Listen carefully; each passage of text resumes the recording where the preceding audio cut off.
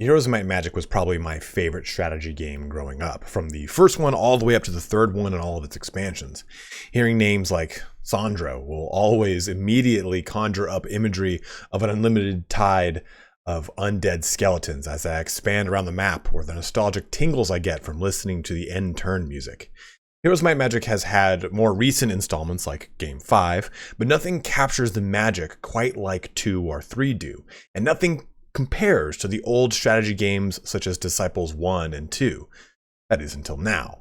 Songs of Conquest by Lava Potion hopes to recapture that same spirit and vibe of the old classic strategy games of the late 90s, turn of the millennium. And I have to say, from everything I've seen thus far, they're crushing it. It's a small indie developer that has poured so much love into their work and has already responded very well to community feedback about design choices or art assets. In this exclusive first look at the game, we'll be taking a look at some early gameplay, the 4 factions, how the game seems to work, and some other goodies. You can quickly navigate to any point in the video that interests you the most from the chapters in the timeline and the description. And just as a quick heads up, I have not played the game. This is all information gleaned from talking with the developers, their Twitter, or the early access screenshots and videos they sent my way. Before we do get started though, if this game interests you, please go and add them to your wish list on either GOG or Steam. I can't tell you how much this helps out indie developers in gauging market interest for their titles. This can help them get a sense for budget, the ability to secure more funding, any number of things that can mean more content for us when it comes out. You'll find links to them in the description and the pinned comment below. But let's get started on this early look at Songs of Conquest. So to start out, we'll watch the quick gameplay trailer revealed today. The general premise of Songs of Conquest is that you're a magician called a wielder that travels the land much in the same way that you move on the campaign map or overworld in Heroes of Might and Magic. And I'm going to be using Heroes of Might and Magic, or HoMM as I'll call it, as a reference point for a lot of this video to help drive an easy correlation between the two. But I think from what you can see, this is a pretty good comparison. The game diverges a bit here and gets into something more akin to King's Bounty, with a small localized town that you build and upgrade as you journey across the map, plundering loot from chests, attacking bands of enemies in varying size and strength, and establishing dominance on resource-producing structures like lumber mills and what have you. So now that we've seen this quick trailer, I want to dive into some screenshots from the trailer to talk about isolated portions of the gameplay to extrapolate more information. There's a lot that's quickly flashed in front of the screen, so let's take a bit of time and look at them. Building in Songs of Conquest again takes some notes from King's Bounty of a more limited style of base building where you make build sites that fit specific sizes of, well, buildings. From the trailer, we can see that there looks to be 3 build slots: small, medium, and large.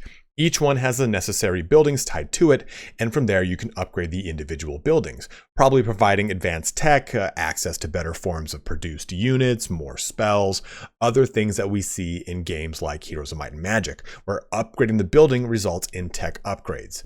This even applies to your primary capital building, which grows in size and grandeur as you scale upwards. I really love this aesthetic, especially the roads that go from dirt paths to cobblestone streets. It's worth noting that each faction will take different visual cues from their theme. So this city we see is for Arleon, the knightly faction. Now, we don't know enough about how buildings work and if those towers are defensive structures that maybe shoot opponents as they get into range. We'll have to wait until we get more information or find out more. But I'm excited to see how each one of these factions differentiates themselves when it comes to structures.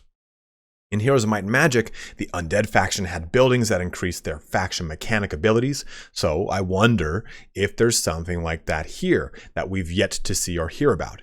Here's a screenshot of the Undead faction in the game, and you get this really awesome aesthetic that has those high Gothic cathedral towers. I really love the visual cues in this game. And since we keep talking about factions though, let's pivot over to the 4 factions in Songs of Conquest.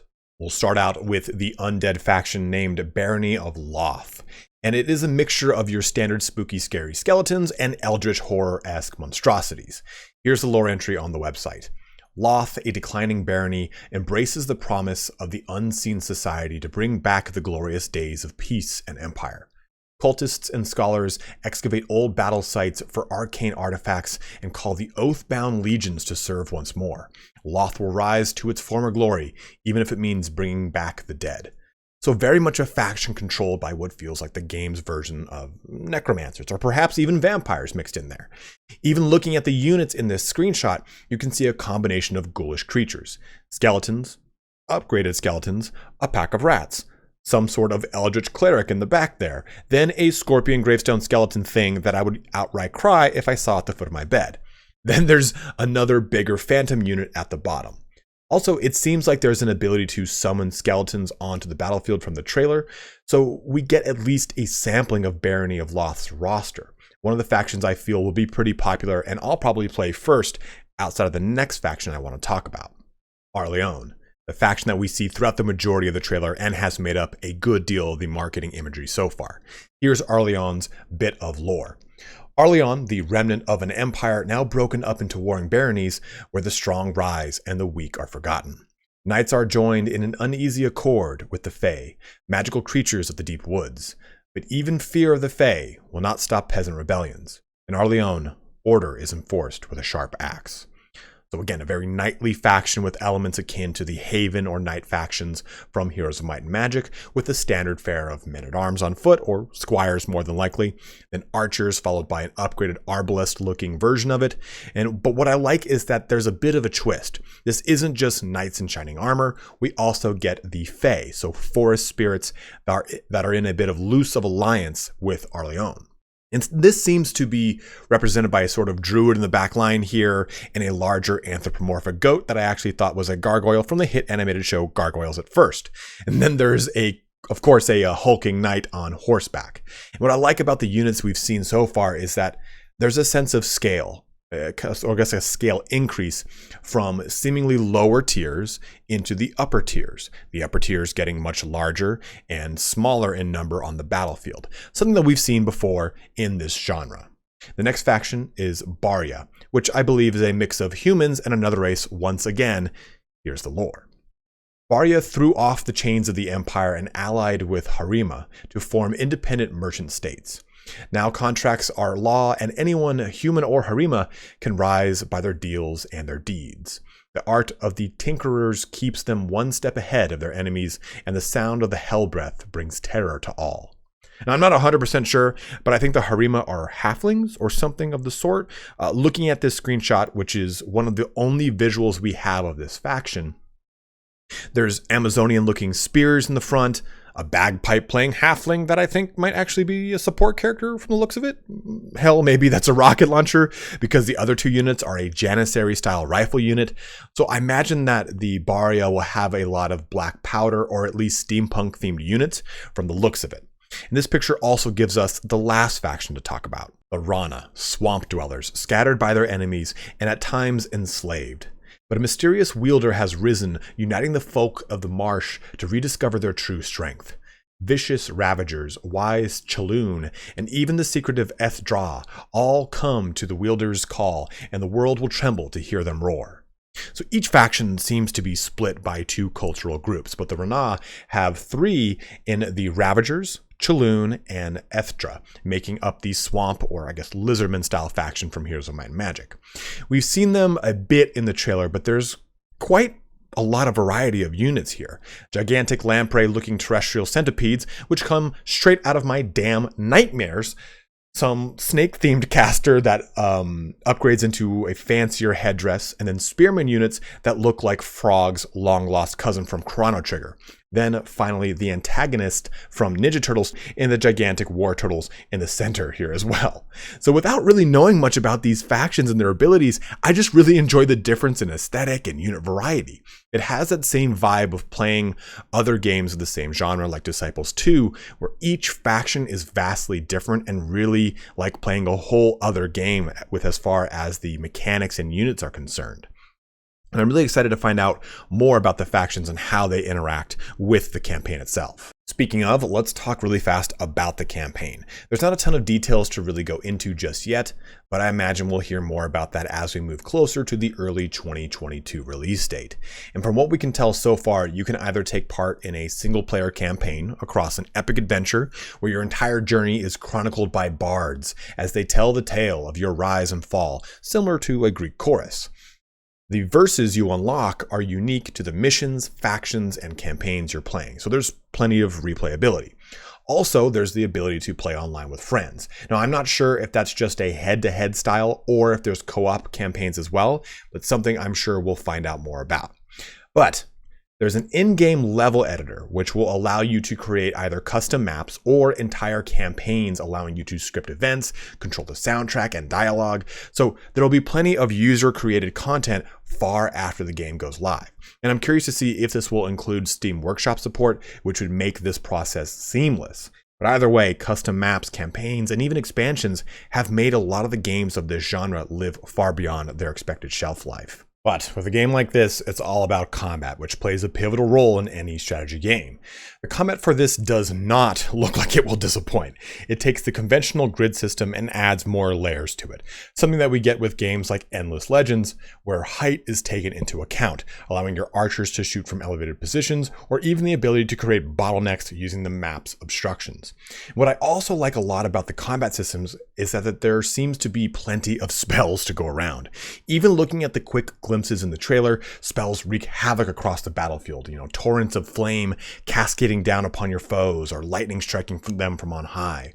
Further even is the ability to buff up your army or cripple your enemy with debuffs. I just love a lot of how this looks to be coming to life. And this screenshot really just gives us a peek at the spells in the game. And it looks like there's possibly 5 different schools of magic from the icons at the top. Another menu in the trailer makes me think these schools are Order, Creation, Chaos, Arcana, and Destruction. Then each spell has a corresponding color that matches one of those schools. But I also think that those little bubbles represent the mana cost. So take a look at the last spell. It has 2 colors next to it. So it probably requires both bubbles or spells or mana to cast. Also, it looks like there's 3 tiers of spells with possibly even more. And you add them to your quick bar that is then accessible in the battle map to use on the fly. It's just such a huge quality of life thing that a lot of the games in the genre just did not have at the time. And I'm just stoked to see it. Now, I imagine we'll find out more about spells, perhaps schools that are unique to each faction in the future, but this is a very promising start as this doesn't look like a particularly high-level character and there's already plenty to choose from. I mean, truth be told, I never found myself using much casting in this type of game anyway, and probably because I was a child with a small brain, but at least now I'm an adult with an equally a small brain. And on that note, the last subject I want to quickly go over is characters. Now, in classics like Heroes of Might and Magic, there were typically 2 types of characters per faction. One more of a warrior, the other more of a caster. Even in games like Disciples, you could choose a warrior or casting style character. In Songs of Conquest, we don't know a ton about the variety from character to character, but I think there might be 3 types of character. This is purely conjecture based off of what I've seen from the trailer and the screenshots. Let's look at Cecilia, the Arleon character we see in the trailer a ton. This level up screenshot shows us that she is a level 2 commander. And since we're on this screen, let's take a quick look at the skills. It looks like she has 3 options: improve guard and give 20 defense to her troops, get a new skill, hand to hand, giving troops plus 12 to their melee offense, or upgrade command, giving you the ability to bring 4 troops to your army. In games like Heroes of Might and Magic, leveling grants you one of 3 random skills or upgrades to existing skills. So this looks like a possible duplication to that system. Improve an existing skill, get a new skill, or upgrade what I assume is a passive attribute point. So just something to consider. But getting back on the subject of classes, I think the commander might be more of a troop buffer, relying on buffing up her units. That's what troop buffer means. But this other screenshot of Ravenfire shows us a cloaked character, so perhaps a ranger or caster sort. I'm not overly sure. He does have a higher move, but I'm not sure if that's just me trying to see something from nothing or what have you. Lastly, there's Murkoff, who is just a badass in hulking gold armor with a massive two-handed sword over his shoulder and a girthy 27 attack value. So he could be like the actual melee-centric character, perhaps giving melee buffs and an ability to do actual melee damage on the battlefield like we've seen in past iterations of the genre. With all this, there is absolutely an RPG system that we saw from the leveling a bit ago, but there's also equipment that you can wear across your multiple characters, giving you them bonuses to their movement, defense, offense, view radius, even what I think is mana. You know, this is the screenshot. I got the information for order, creation, chaos, arcana, and what have you. So I assume those correlate to the small bubbles we see around the portraits and the mana that each character can cast. With that, it brings our video to a close here today, guys. I'm beyond excited for Songs of Conquest coming out in early 2022, and watching its development over this year has been really fun. Lava Potion is a small team of 4 individuals that are putting their heart and soul into this project, and it shows. I just take a look at the UI. I feel right at home. It borrows so many visual cues from stuff like Heroes of Might and Magic, Disciples, King's Bounty, Spellforce, etc. that I just know exactly how to navigate the UI without even touching it. With a fully 3D landscape that I can zoom in on and a charming yet stunning pixel art approach to the game, I couldn't be more hyped for the eventual launch of this game.